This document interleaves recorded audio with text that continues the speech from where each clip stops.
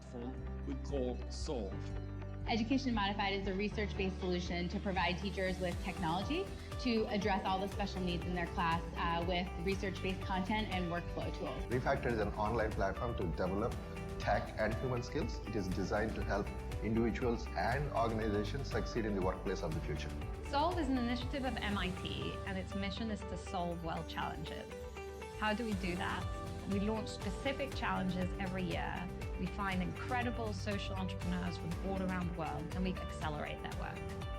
The way MIT convenes all these minds from every different corner, whether it's Yo-Yo Ma in arts and culture or neuroscientists, that give you just such different perspectives.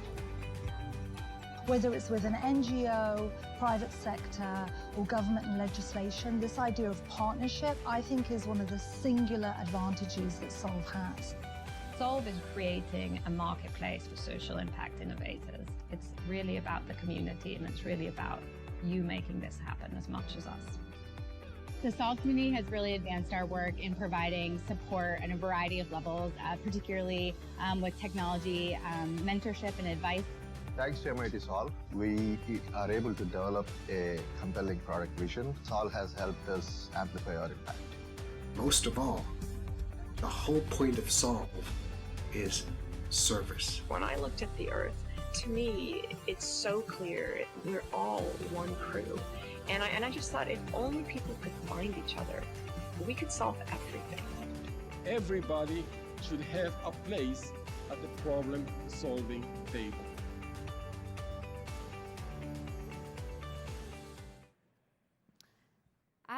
Hi everyone, I'm Amouyel. I'm the Executive Director of MIT Solve, and it's an initiative of the Massachusetts Institute of Technology. I'm so happy to be here today. I'll give you a little bit of background about what MIT Solve is, and then you're going to hear 4 amazing Solver teams pitch about their solutions to some of the world's most intractable challenges. So I'm really excited about this. Solve's mission is to drive innovation to solve world challenges, and we see ourselves as a marketplace for social impact innovation. We find, fund, and support social entrepreneurs all around the world who are working on innovative solutions to some of the most intractable challenges. And we call these social entrepreneurs solver teams. And then we work with corporations, foundations, impact investors, institutions to bring resources to our solver teams to scale their impact. And this marketplace, it's working. Over the last 5 years, the Solve community has opened doors, dedicated time, committed funds, and championed our solver teams over the years, and the results are here to prove it. And so thanks to this community, to date we've selected 268 solver teams and indigenous communities fellows who've directly affected over 150 million lives across the globe. And then we've created and catalyzed for them 600 partnerships, and in total that amounts to $60 million of funding and commitments to our social entrepreneurs and solver teams worldwide. How do we find these entrepreneurs who are using technology to solve big challenges? It starts with launching open innovation challenges every year. And this year in 2022, the four themes we looked at were the care economy, re-engaging learners, equitable health systems, climate, ecosystem, and housing. And we're also in the 5th year of our Indigenous Communities Fellowship in the US. These are big challenges, the type of challenges that an institution like MIT, founded as a school of practical application, of problem solving, and a real entrepreneurial spirit, has sought to tackle since its founding. MIT's mission is to bring knowledge to bear on the world's great challenges, and we recognize that innovation can come from anywhere. That's why through the MIT X online learning platform, you do not need to carry an MIT ID card to take an MIT course and learn. And through MIT Solve, you do not need to carry an MIT ID card to be an innovator and receive funding, coaching, and more from MIT. In fact, we believe those closest to the problem are in the best position to solve them. Once we issue our global challenges on our platform, Anyone anywhere can submit a solution. And so we received this year we received 1,100 solutions from 117 countries. And our challenge leadership group selected 40 of the most promising solver teams and indigenous communities fellows from that. And this past Sunday, we gave out $2.3 million of prize funding thanks to corporate and foundation partners. And these are some of the people who've given out prize funding, to just give you an idea of our community and the people involved in our work. A few stats about our 2022 class. 70% of them are women-led. So let me say that again. Tech entrepreneurs, 70% of them women-led. Woo! 48% of them are for-profit and hybrid. The rest are non-profit organizations. And 50% of our solver teams are headquartered in Africa, Asia, the Middle East, Latin America, and Caribbean. And I guess the rest is that. And so our solver teams hail from Myanmar, Benin, the Navajo Nation, and many more places. They work with indigenous women, blind and visually impaired students, conflict-affected countries, other under-resourced settings. They're using AI, big data, video games, but also ancestral and indigenous technologies. We believe that we all have an imperative to bringing our knowledge, ancient and new, to create sustainable solutions for the world. This is just the beginning for our 2022 class. Over the course of 9 months, we bring together the Solve community made up of MIT faculty, corporations, foundations, investors, individuals who can help our innovators with resources that they need to scale. This could be additional funding, coaching, mentorship, technical support, and more. We're all about open innovation, so this is an open invitation to the Holland IQ Summit to come to solve with us and to become a mentor, a supporter, an applicant. We would love your help and support, and if you're interested in volunteering your time or supporting our solver teams through prize funding, investments, and more, do get in touch. We recently launched an annual fund for giving. We'd love your help as well for that. And just to conclude, this week you will hear a lot about what's wrong in the world when it comes to climate, when it comes to education, when it comes to inequality, when it comes to Ukraine. But when you do, I hope you can take some from the solver teams you're going to hear. You can take some of the Solve spirit and the optimism and remember what's right in the world, and that these are the people who are going to solve it. So I have the pleasure of introducing 4 teams who are here with us today. They'll tell you a little bit about their stories, and you can really witness that incredible persistence, optimism, and innovation that they're bringing with them. So please give a warm welcome to our solver teams. I read Arabic, SameSame, Housing Now, and First Foods, and we're going to start with I read Arabic.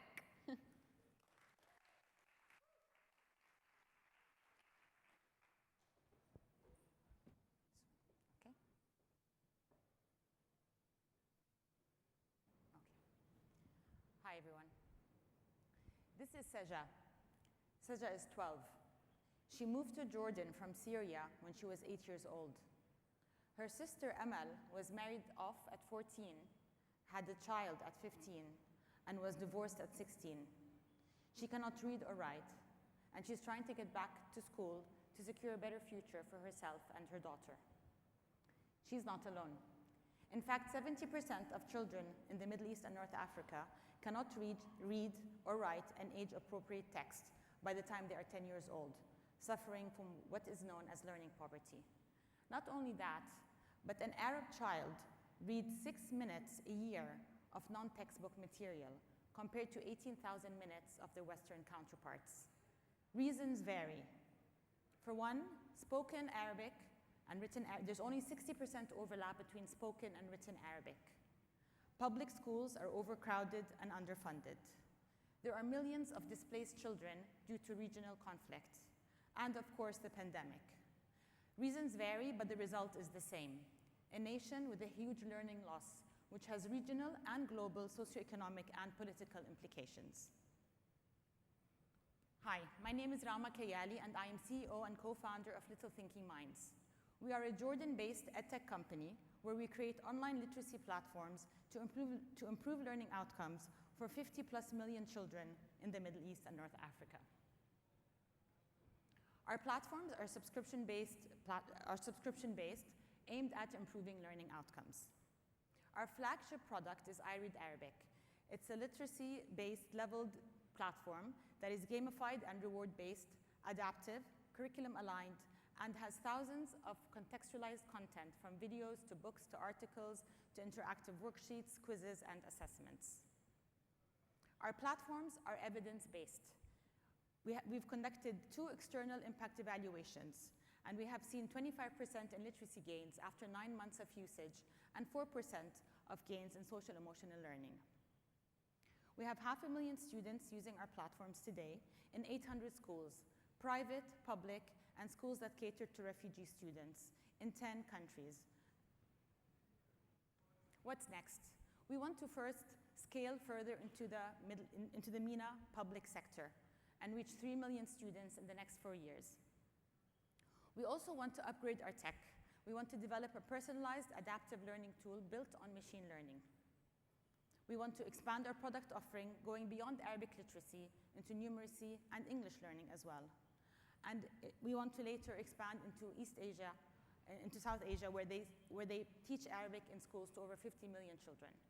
We would love to connect with industry experts to learn best practices, to potential partners, impact investors, and I'd love to talk after. We are a team of 50 based in 4 countries. We are 60% women, and we are all 100% mission-driven to help children like Saja and Amal and millions of others have a better future for themselves and their children. Thank you.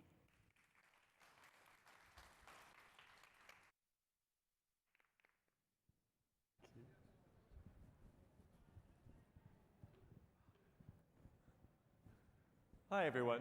Oh, gosh, it's louder than I expected. I'm Jono, and I'm here representing a fledgling organization called SameSame. SameSame exists because in over 70 countries all across the world, private, consensual, same-sex activity and forms of gender expression are criminalized, creating a knock-on effect on the mental health of queer youth. And that, in turn, affects their ability to earn, to learn, to contribute to their communities, and to thrive. But even where there are legal protections, queer youth still suffer from mental health challenges at exponentially higher rates than their peers. Take South Africa, where I'm from, as just one example. Queer youth suffer from depression at 4 times the rate of their peers. And because of very legitimate fears of stigma and discrimination, they're often excluded from the limited services that do exist. But there are reasons for hope. SameSame, founded in 2021, late 2021, so we are brand new, is a collective of seasoned queer professionals from the Global South who have come together to build what we wish we had when we were growing up. Members of our team have contributed to digital health platforms that power the WHO's COVID-19 response.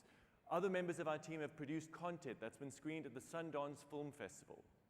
Now, we've come together to address this pressing issue, this pressing challenge. We believe that through WhatsApp, we have the potential to boost the mental well-being of millions of queer young people all across the world. There's been an explosion of innovation in the mental health space, but the solutions that are available cater to a very affluent, educated audience who are using smartphones that are able to download lots of apps. They have high-speed bandwidth that they're working with. The people who stand most to benefit from the service that SameSame is creating are people with entry-level smartphones. And if you're asking them to download an app, you're asking them to delete Instagram or Snapchat from their phone, something that they are never going to do. So we're working with a platform that our audience already uses and that they already love, which means that we can get the reach that we need to really make a dent in this problem. Because young people already know and use WhatsApp, and because of the end-to-end encryption, it's a platform that they trust. We're making sure that the platform is affordable to access by keeping it really light on data and we're using automation and artificial intelligence to make it cost-effective to run and scale. Finally, we are obsessed with making sure that this service is as safe as possible, protecting our users and their identity, especially when they're in countries where norms, regulations, and laws aren't on their side.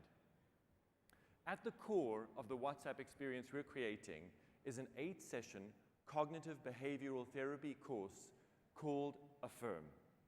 In multiple randomized controlled trials across North America, Affirm has been proven to boost the mental well-being of queer young people. Now we're working with the creatives of Affirm and young people in Africa and Asia to adapt and localize this content so that it meets their needs. As I mentioned before, we are a young organization, even though we've got quite an experienced team in place. We have funding to launch our service in South Africa and in Zimbabwe. And we have a team in Indonesia poised to replicate the service and scale it across Asia. We're looking for partners that have experience running this kind of service across multiple different countries, working with multiple languages, multiple regulatory frameworks and legal frameworks, someone who can help us understand how to scale and scale quickly. Because we have an ambitious target of putting essential identity-affirming mental health support within reach of 50 million young people across Asia, North Africa, as well. Shout out to my colleague there and the work that she's been doing. We want to put this service within reach of 50 million people over the course of the next 5 years. We're also looking for data scientists and system architects who can help us make sure that the data that we're using, that we're using it in the best way possible. And any academic partners who can work with us to put together an ambitious learning agenda to make sure that we're optimizing the system as much as we possibly can while we scale. I can tell already, based on the rainbow periodic table on the left-hand side of the, or my left anyway, of the left-hand side of the space here, that you're already supporters of our community. But please come and see me if you think that you have something to contribute to this vital and important mission. Thank you.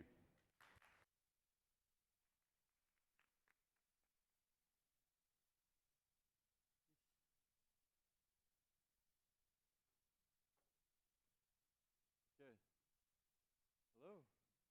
If we were, is this mic working? Yeah? Okay. If we were to overlap the following maps on top of each other, the location of internally displaced populations with the regions where bamboo is a native plant, we start to see some crossovers and intersections. So if a project were to utilize bamboo to respond to humanitarian needs in the housing sector, that project could have great agency worldwide. So hello, my name is Raphaël. I'm a French architect. I've been based in Myanmar, Southeast Asia since 2016. Started an architectural design studio called Blue Temple. We've been focusing on bamboo construction. We've built playgrounds, community-led public spaces, and more. Since the 1st of February 2021 military coup in the country, followed by a nationwide civil war, we've been focusing on low-cost housing. Houses that we build today for the price of a single smartphone. We've innovated in a whole new construction system that takes advantage of an abundant, untapped, and cheap resource on the local market, which is small diameter bamboo, into what we call a topologically optimized bundled bamboo structure, which is basically a system of interlocking structural frames that are prefabricated in our temporary workshop facility in Bago, a city north of Yangon. As you can see, then transported, and then finally assembled on site together with the local community, who we actually employ during the construction of their own homes, and they can also decide on the finishes of the house, which includes the design of the walls, the floor, and the roof. So here's an example of our latest construction that we finished a couple days ago, which is a preschool in a Chin ethnic group refugee camp north of Yangon in a city called Mobi.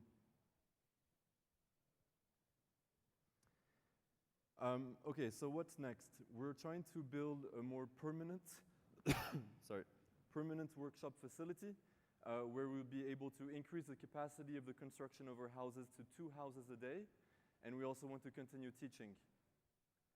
Since a couple of years now, I've been leading architectural design workshops throughout the countries, through cities like Mijina, Mandalay, and Yangon. I even brought some students out of the country for the first time to go to Hong Kong and collaborate with the Chinese University of Hong Kong. And these workshops are especially important today, now that it's been 2 years that every single university in the country in Myanmar has been closed due to the political situation. So we want to develop these workshops into design and build workshops, advance architectural innovation and explorations through the construction of pavilions, which will give the chance to the students to develop their portfolio, to find jobs, and apply for academic programs and continue their studies abroad. So please join me and let's build this incredible hub together in Myanmar. Thank you so much.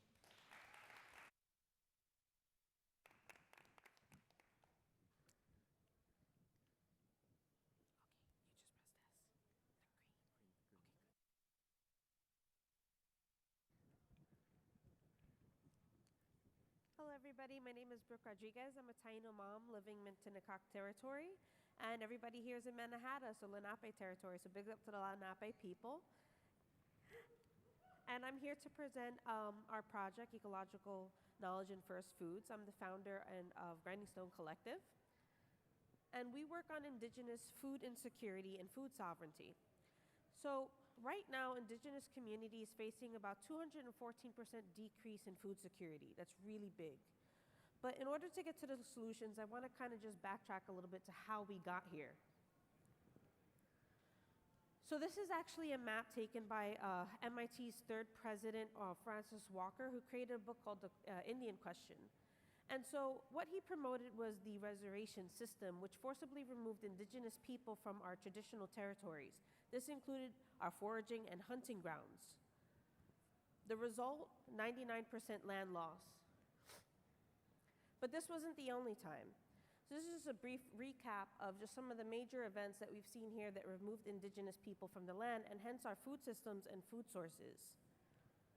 So things like you might see, like the Indian Removal Act legalized anti-native aggression. You could actually legally kill indigenous people leaving designated areas or reservations. So all of this really contributed to not having access to our traditional sources of food and our food sovereignty. So what does that have to do with climate change? Well, indigenous people are about on 1% of their traditional lands, yet we're 5% of the population, and yet hold 80% of the world's biodiversity. These are not good numbers, guys. So for GSC, what we have determined is indigenous food sovereignty is the solution that we're going to use to help not only food insecurity in Indian country, but also it helps climate change. And that's the right for us to govern our food systems from extraction to distribution. We have 3 ways in which we look at this, is 1 through education, 2nd through reciprocity, and 3rd through stewardship. Through our education program, we really want to take control and back of our own education and how we see food culture and food sovereignty. So we hire traditionalists, and so far, we've had about 50 classes and podcasts that we've been able to catalog. And the cool thing is we've actually been able to take these classes and actually put them into an indigenous metaverse that we created. So this is like just a little sample of some of the maps that we've been creating out that house our classes and our content. So our second thing is reciprocity, giving back. Creating food systems for us is always about aunties and uncle networks. It's about the elders, the youth councils, and the communities. So we get them involved. We get a call, and if we need to distribute food, we give the food out. And what we learned from this was that there weren't actually that many places to find native food producers. So we created a database, the largest searchable database of native food producers throughout the USA and Canada. So where do we want to go with this? We really want to start developing and controlling our indigenous food sovereignty. And with that, that is land back, that you cannot have food sovereignty without land stewardship and maintenance and traditional land, basically acquisition. So with stewards, we want to help regenerate our agrobiospheres. We want to help regenerate our agroforests. These are things that we've used before in the past. So looking at conservation through a different lens other than terra nullius, which is a very European and explorer narrative that makes it seem that indigenous people are not part of the environment and that there's just these pristine lands that we need to conserve. For us at GSC, we have agrobiospheres. We're part of nature, nature's part of us, and that's how we develop our cultures. Right now, we're looking to scale up on our classes, really double down on how much food we gave. We were able to give this year so far 8,500 pounds of food, including 4 bison. And we really want to start implementing these agrobiosphere restoration and rematriation programs.